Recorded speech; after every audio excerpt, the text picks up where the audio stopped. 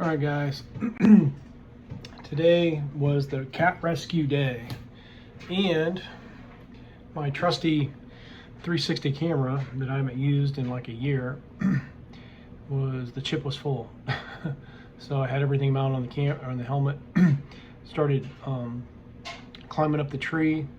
I pulled my helmet off and clicked a button, and the chip was full. So I lost all that footage, but anyway, I took some before and after pictures.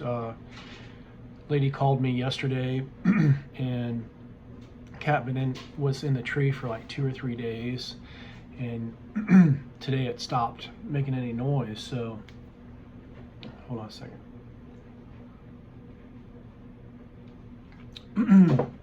So we had a light day today. We had a small removal, some stump grinding, and some trimming, some bush trimming. So I decided this morning would be a good chance to break away and take care of the issue.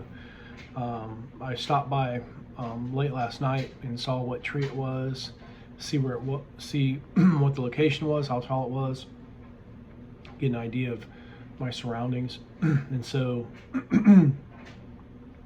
this morning I went to the shop, grabbed all my gear, grabbed my spikes, a harness, a rope, and I took my zigzag with me and an extra lanyard.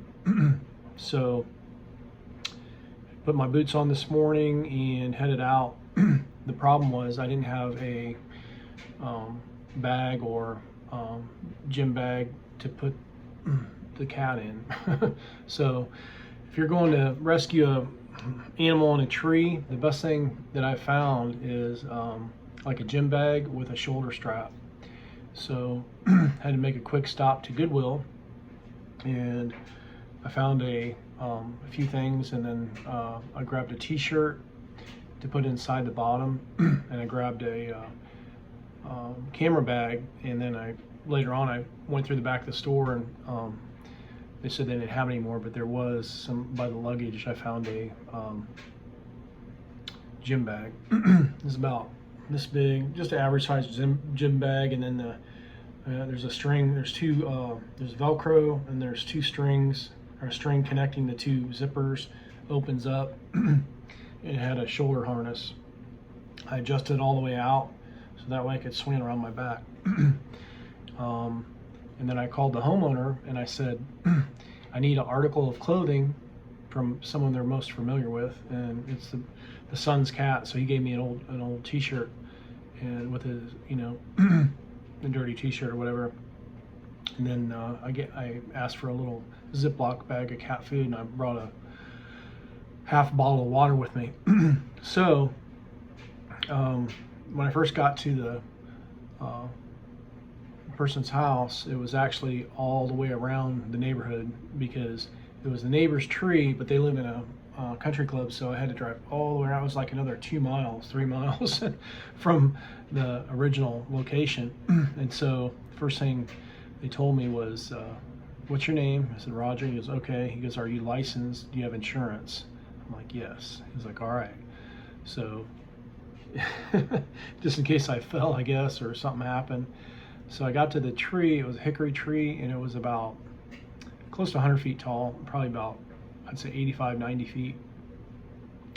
Cat was not making any noise. The owner came out, started calling for the cat and making this weird noise, but I couldn't hear the cat. So luckily, and another thing I took with me was a little saw that fits on my boot, and that came in really handy because I had to cut about 30 or 40 suckers on the way up, because the hickory tree has like all kinds of like little, about the size of your pinky, size of your thumb, just suckers all the way up.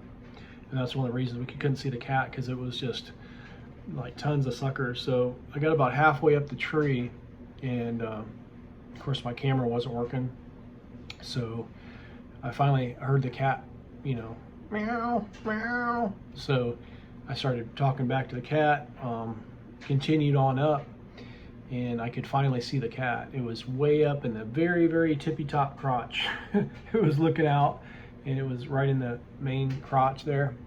And so I slowly walked up, and as I got closer, the cat went out on a limb. And so I climbed past the cat, and I tied in to the tallest limb that would hold me, which was, I mean, it was only like that big. So luckily it was hickory, so it had some strength to it. And I stayed tied in with my lanyard, and then I put my lanyard around the other limb, and I kind of walked out on the limb. I couldn't quite reach the cat, and so I, tried to reach for it, and it kept getting backing away from me. So I took the t-shirt that was from the owner, and I held it out as far as I could, and I put it basically like this, and then the cat kind of smelled it, and then I could see as soon as the cat could smell the owner, it like the demeanor totally changed, because before it was kind of like showing its teeth and kind of like super scared. And so as soon as I put the so if you're ever saving a cat, put the get something from the owner, like a handkerchief or a small t-shirt or a rag, anything with their scent on it, and just hold it up there and let the cat smell it. And then the cat came a little closer, and I started petting it, and then I started rubbing it with the shirt. And I did that for probably a few minutes, and kept talking to her. It's gonna be all right. And then eventually she was letting me pet her, and then I started scratching her head and scratching and petting her, but she was still a little bit too far, so I repositioned and got to the point where I could scratch her back. And then after a while, I started grabbing the back of the cat and kind of pulling it, and it was just attached to the tree. It was just like, I'm not going anywhere. So I kind of just drug it towards me, and it kind of like walked towards me, but it was still clawing, and it was right in between. Its head was here, and there was like 2 branches like that. So I actually had to grab it and then walk it around the branches and walk it down, and then I walked it kind of like to me, and I kind of just walked it down, and finally I grabbed it and set it on the duffel bag. I had the duffel bag in front of me, and it was wide open, had cat food in there, and then I eventually put the owner's t-shirt in there. And so the problem was the cat didn't want to go in the bag. If I rescued cats before, usually as soon as they know they're safe, and they kind of like to huddle up and kind of cozy up inside the bag. This cat didn't. It was like trying to keep me from getting it in there. And so eventually I pushed it in, and then the zipper wouldn't shut. So I was pulling on the zipper, and the problem is there's 2 zippers and there's a string between it. So I finally got one zipper to go, and then I looked down, it was wrapped around the cat's neck. So then I had to basically grab the cat, and then it was clawed in to the knapsack. So it was like not allowing me to get the string from around its neck. And I'm 80 feet up in the air. I'm trying to get this, I'm not tied in like real good. So I got the string away from around that cat's neck, and I shoved it in the bag. And then as I was zipping it, the cat turned around and tried to come out the other side of the bag. So I finally got it situated. I closed everything up. I zipped everything shut, and then there's just a little flap with Velcro on it. So I made sure the Velcro was attached. I zipped everything up, and then as I'm lowering down, of course I'm bumping into the tree. The bag's bumping into the tree, and the cat is not appreciating that. So I kind of put it to my side, but I was afraid if I put it to the side and it got out, it would fall. So I grabbed the bag with one hand, and luckily I had my zigzag. So I was lowering it down, and they're kind of jerky. You have to really be sensitive. And so I finally lowered it all the way down. I was so far up, I was afraid I was going to run out of rope. And so I haven't used the rope in a while, and I didn't put a knot on the end. So I was looking down, and I told him, I said, listen, grab the end of the rope and make sure I don't run out of rope. I should have had him tying on it, but luckily I had plenty of rope. I came down. As soon as I hit the ground, that cat jumped out of the bag and took off. So I didn't go back up a tree, but luckily I was able to get down and it was safe. I guess once, you know, it had been up in that tree for 3 or 4 days. It's probably thirsty, but it didn't want anything to do with anybody. It just know it was safe and it was gone.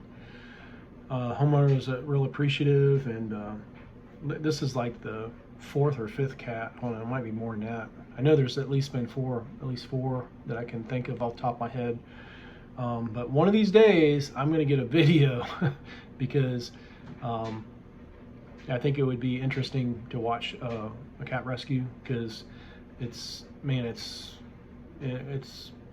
a challenge. It's very challenging sometimes because you have to be very quiet, very gentle. You have to like not shake the tree, and you have to like crawl above the cat, lower yourself down to the cat, and then of course the cat, you have to, you know, try to make it trust you, and that's like the hardest part.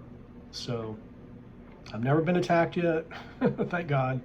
But everything went well, and it's one of the most I don't know, challenging jobs, I think.